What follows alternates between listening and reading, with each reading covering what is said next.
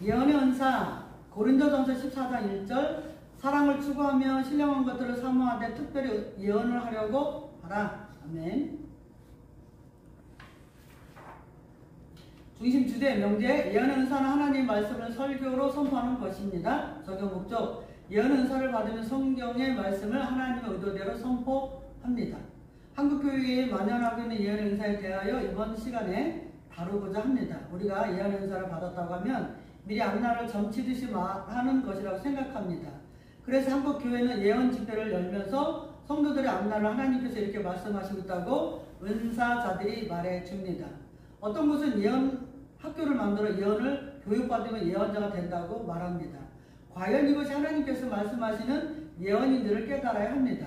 우리가 원어를 잘 모르기 때문에 하나님께서 말씀하시는 예언이 무엇인지를 모르고 자신이 예언 은사를 받았다고 하면서 무분별하게 성도들을 미혹하고 있습니다. 그러면서 이것이 하나님의 뜻인 것처럼 말하는 것입니다. 이 시간 우리는 예언 은사를 통해서 정확하게 하나님이 원하시는 예언이 무엇인지를 배워야 합니다. 그래서 한국 교회의 잘못된 예언의 은사를 바로잡아야 할 필요성이 있습니다. 이제부터 우리가 예언의 은사에 대하여 배웠다면 잘못된 예언을 해서는 안 됩니다. 무지하여 행동하지 못한 것도 하나님 앞에서 죄인데 알고도 계속해서 한다는 것은 더 악한 죄가 되는 것입니다. 고린도전서 14장 1절 사랑을 추구하며 신령한 것을 사모하되 특별히 예언을 하라고 하라 할 때요. 예언을 할 때 프로펙티오 예언적 계시를 하다, 예언하다, 선포하다, 하나님의 계시를 선포하다라는 뜻입니다. 동사 가정법 현재 능동태 복수 2인칭 이 단어는 프로페테스에서 왔어요. 선지자, 예언자, 선포자라는 뜻에서 유래되었습니다. 하나님께서는 사랑을 추구하고 신령한 것을 사모하는데 특별히 예언하려고 하라는 거죠. 고린도 교회는 은사가 충만했던 교회입니다. 그런데 문제는 은사자들이 많다 보니 교회의 질서가 사라졌어요. 너도 자신의 은사가 최고라고 말합니다. 하지만 하나님은 질서의 하나님이시기 때문에 모든 은사를 질서대로 질서 있게 하라고 말씀하십니다. 그 중에 특별히 예언하려고 하라고 말씀하십니다.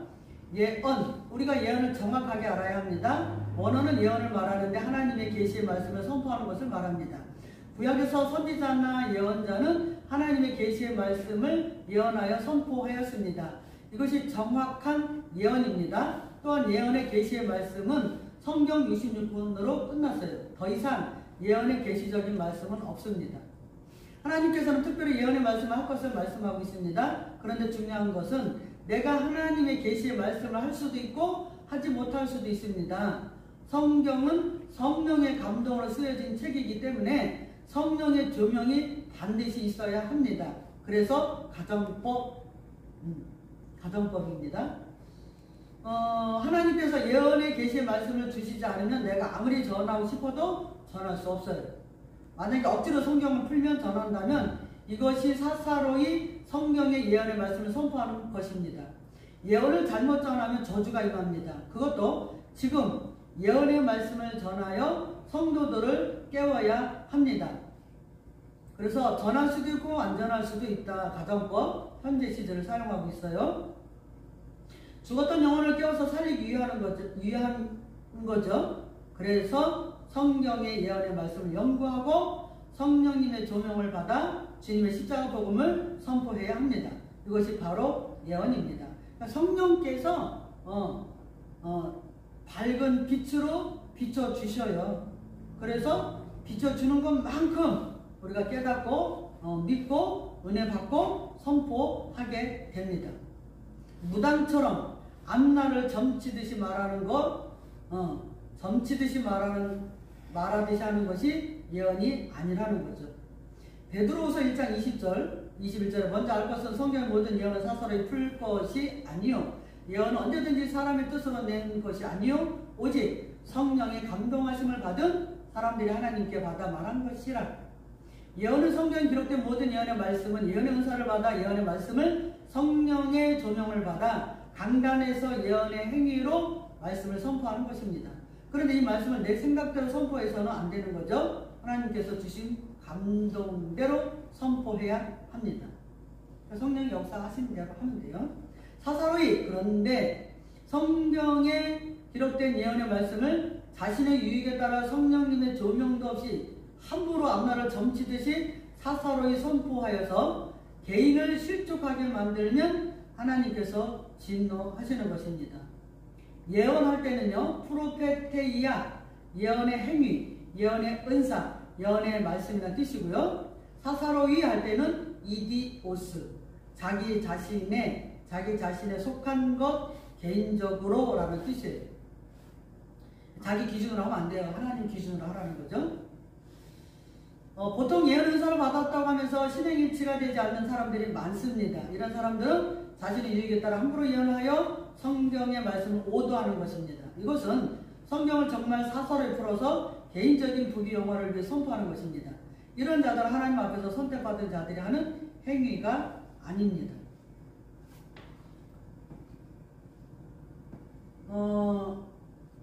마태복음의 7장 22절을 보니까요, 그날에 많은 사람들이 나 따라 이르되 주여 주여 우리가 주의 이름으로 선지자 노릇하며 주의 이름으로 귀신을 쫓아내며 주의 이름으로 많은 권능을 행치 아니하였나이까 하리니, 이런 자들은 마지막 날에 주님께 나와 자신들이 주님의 이름으로 선지자 노릇하고 귀신을 쫓아내고 주님의 이름으로 많은 권능을 행했다고 말합니다. 하지만 주님 이런 자들을 도무지 알지 못한다고 말씀하고 계십니다.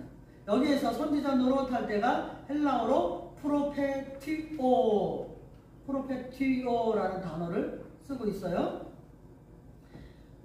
이런 자들은 하나님의 예언의 말씀을 사사로이 풀어서 개인적인 부귀 영화를 위해 사용한 자들입니다. 이런 자들은 주님의 예언의 말씀이라고 하면서 돈을 갈취해서 많은 돈을 자신의 호주머니에 넣는 거예요. 그랬잖아요. 뭐라 그러죠? 낙타는 삼키고 하루살이는 걸러낸다 그랬죠? 이런 자들은 영원히 진노받을 자가 되는 거죠. 그 정도로 예언의 말씀을 정확하게 선포하는 것이 중요합니다. 성령의 감동하심을 받아 그랬을 때 패로, 가져오다, 운반하다, 가져갔다, 주다 라는 뜻입니다. 동사, 분사, 현재, 수동태, 주격, 남성, 복수를 사용합니다. 성경에 기록된 예언의 말씀은 성령님께서 조명하여 주셔서 십자가 복음의 말씀을 갖다 주어야만이 가능합니다. 또한 성령께서 마음에 감동을 주셔서 말씀을 생각나게 하시고 진리의 말씀을 운반하여 가져올 때에 올바른 예언의 말씀을 선포할 수가 있습니다. 이 예언의 말씀에 감동을 받은 때가 언제입니까? 성경을 읽을 때와 말씀을 들을 때와 연구할 때에 임합니다. 장방시 분사. 또한 읽는 그 당시에 그때에 하나님께서 감동을 주시는 것인데 현재 시제에 그것도 성경 읽는 자가 깨달으려고 해도 깨닫지 못하지만 성령께서 예언의 말씀 읽을 때에 눈을 열어주시니까 깨닫고 알게 되는 것입니다. 그러니까 깨닫게 해주셔야 깨닫는 거죠. 그래서 깨닫지 못하면 멸망하는 짐승과 같다. 멸망한다는 거죠. 그게 짐승이라는 거죠. 그럼 하나님 같은 사람, 아담, 하나님 피가 있는 사람은 성령께서 깨닫게 해주시는 거예요. 수동태. 그래서 하나님의 종들은 반드시 성령님의 조명을 받아 강단에서 예언의 말씀을 선포해야 합니다. 그렇지 않고 내 생각과 뜻과 마음으로 전한다면 이것 또한 사사로이 성경을 해석하고 푸는 것입니다. 그래서 주님의 사역자들 하나님 말씀을 연구하는데 최선을 다해야 되고 정확한 하나님의 의도를 알아서 전해야 합니다. 고린도전서 14장 3절 그러나 예언하는 자는 사람에게 말하여 덕을 세우며 권면하며 위로하는 것이요. 그럼 예언의 말씀을 전하는 자는 어떻게 해야 됩니까? 사람에게 말하여 덕을 세우고 권면하여 위로해야 합니다.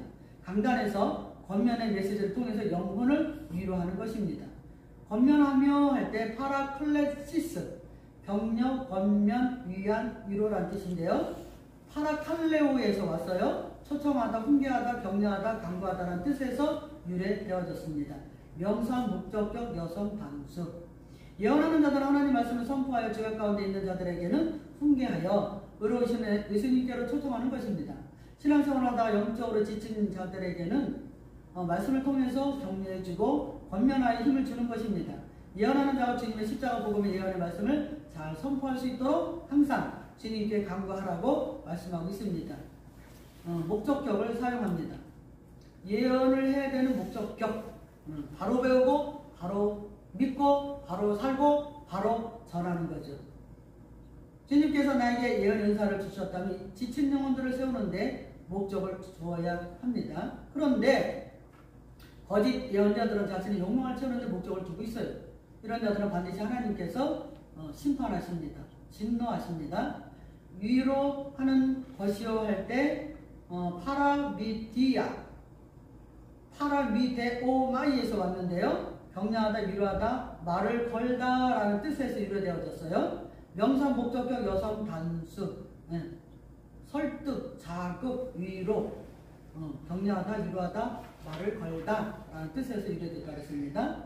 예언하는 자들은 지친 영혼들에게 주님의 십자가 복음의 메시지를 전파하여 위로하고 격려해야 합니다. 강단에서 말씀을 선포한다는 것은 지친 영혼들에게 하나님께서 말을 거시는 작업을 합니다. 그래서 너무나 지쳐서 일어서지 못하는 자들에게 말씀으로 설득하여서 힘을 얻고 일어날 수 있도록 하십니다.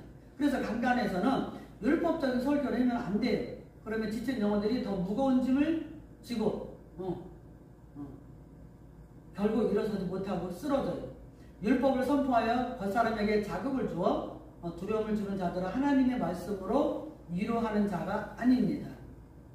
예언자들이 위로의 메시지를 전해야 되는 목적격이 무엇입니까? 영혼 구원, 영혼을 살리는 것이 목적입니다. 지금 병들어 지쳤는데 소망적인 메시지를 전하지 않고 율법적으로 때리기만 하면 그렇게 선포한다면 영혼들은 맞아 죽는 거예요. 그래서 목적격, 그럼 우리가 예언의 은사를 받아 강단에서 말씀을 선포할 때에 오직 예수 그리스도의 십자가 복음만을 선포해야 되는 것이 목적입니다. 그래서 목적격을 사용하고 있습니다. 아멘.